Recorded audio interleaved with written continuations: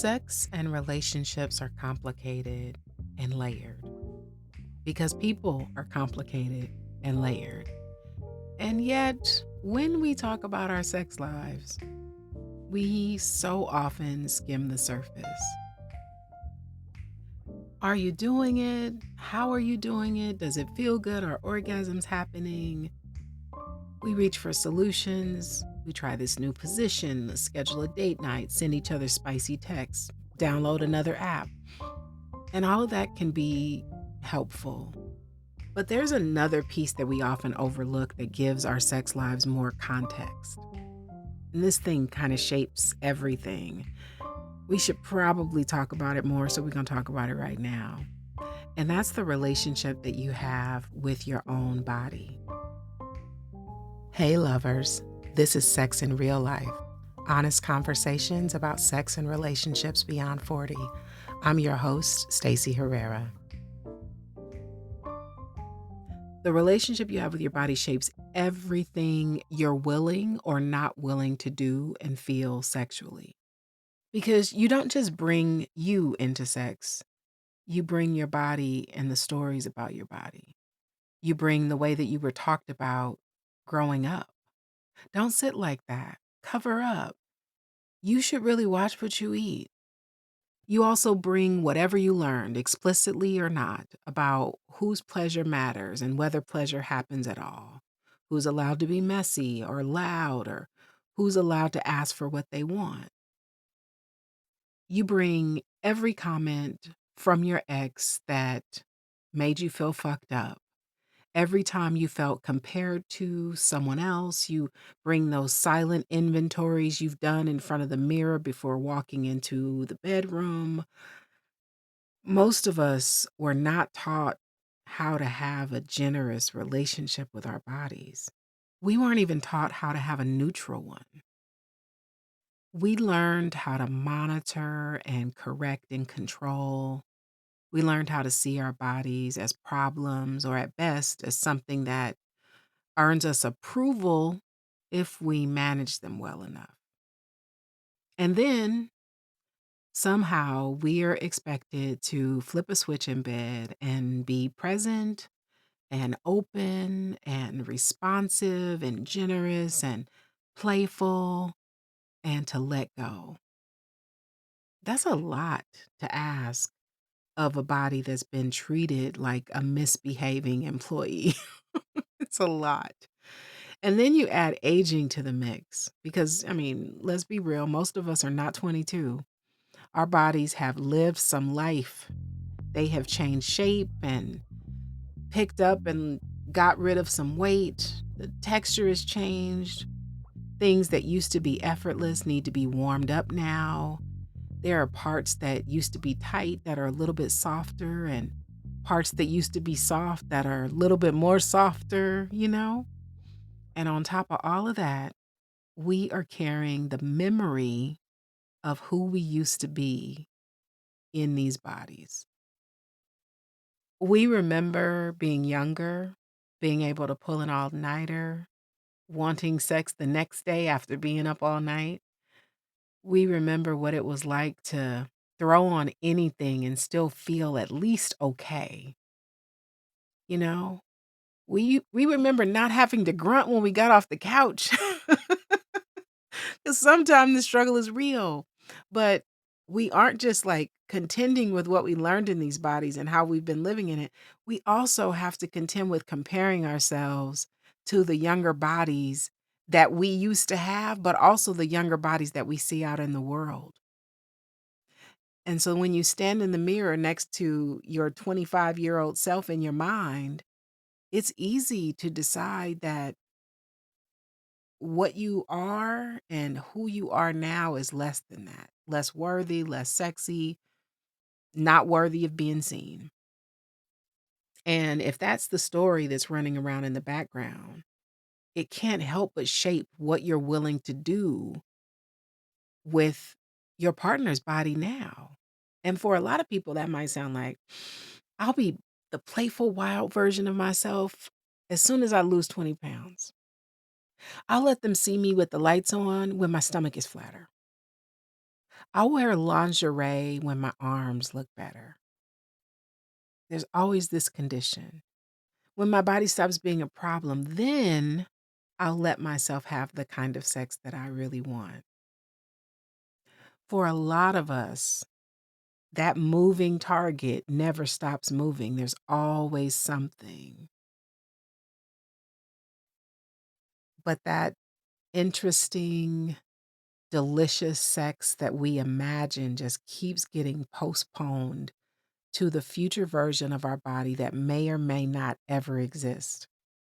Meanwhile, back at the ranch, the body that we are actually in gets benched. It's waiting on the sidelines. Some people reach a point where the talk about their body does shift.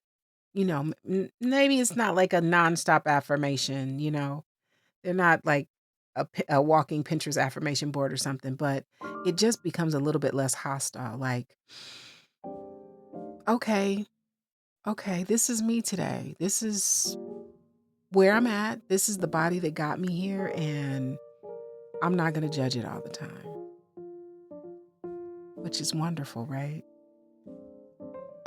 That little tiny shift, I mean, it's not monumental, but that shift can really change how you show up and experience pleasure in your body.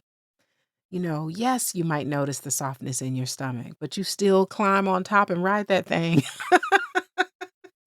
You might catch your reflection and see those lines in your face, and it doesn't cancel the way that your partner's looking at you. You might be really good at giving your partner pleasure. And once in a while, you let them give you pleasure a little bit longer before you redirect them from the spotlight. But, it's not a straight line. It's just the edge of self rejection softening enough for you to allow some new experiences to slide on in. And when that happens, the way you see their body changes too.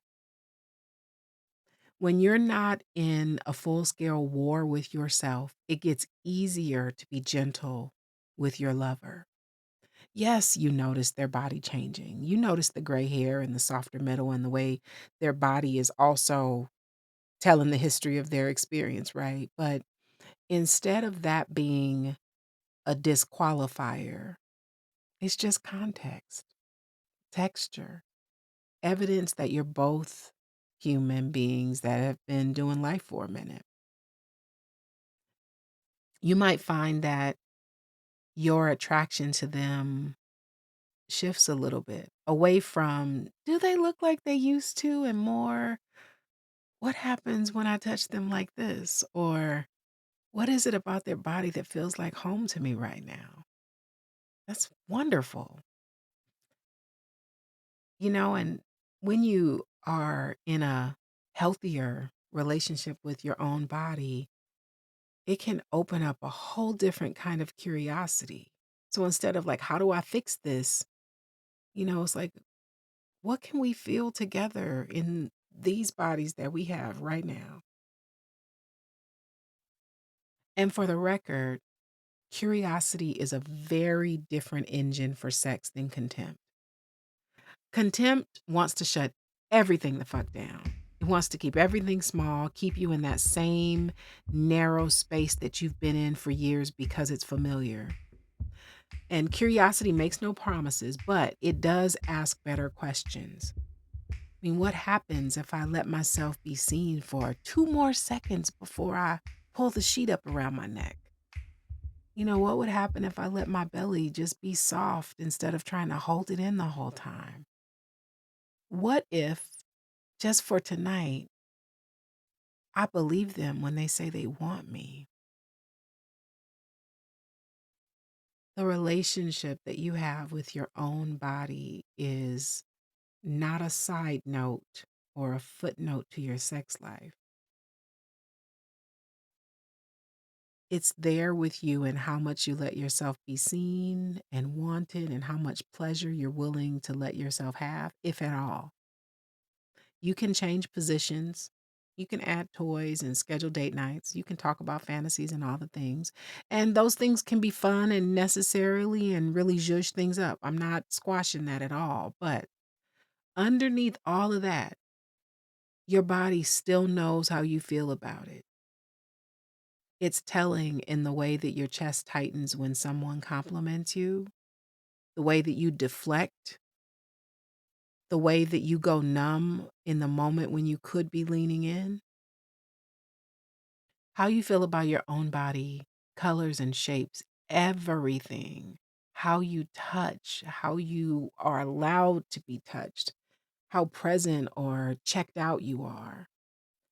And that relationship, it runs alongside any relationship that you have. And it is a very real part of your erotic life, whether you've ever given it thought or not.